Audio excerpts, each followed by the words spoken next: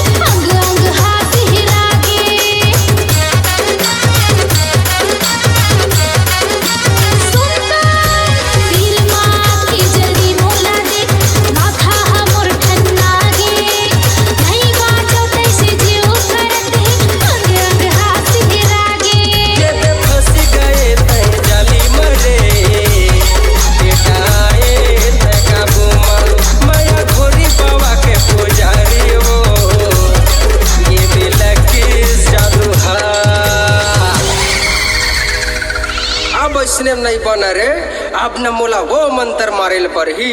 हाँ हाँ जान डरे कैसनो करके झाड़ दे बैगा मैं तेरे पाप परत होगा। अब मोला साय साय मंत्र पढ़ेल पर ही। हाँ हाँ इंस्टाग्राम के देवी देवता की जाए फिल्टर वाली ब्यूटी क्वीन की जाए और वो एती बार के वही देकारी कर लुठी काली माता की जाए। कैसे करत हैगा साय साय करत है वो। हाँ गी के धुआं कस बंग बंग करे वही कुहरा चारों ओर मारो मंत्र तोला गोरी काम करे चारों ओर फूक फूक के भभूत मारो सब कष्ट तोर होवे दूर ओम भट स्वाहा।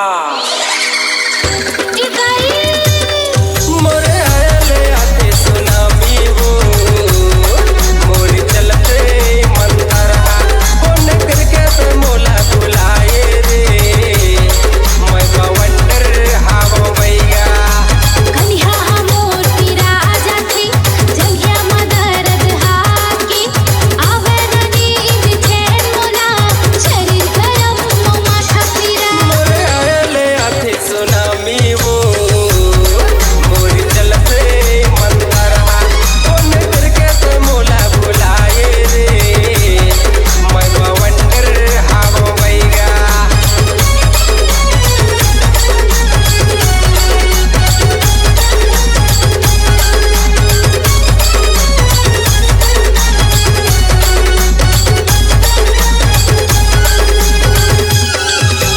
DJ Niku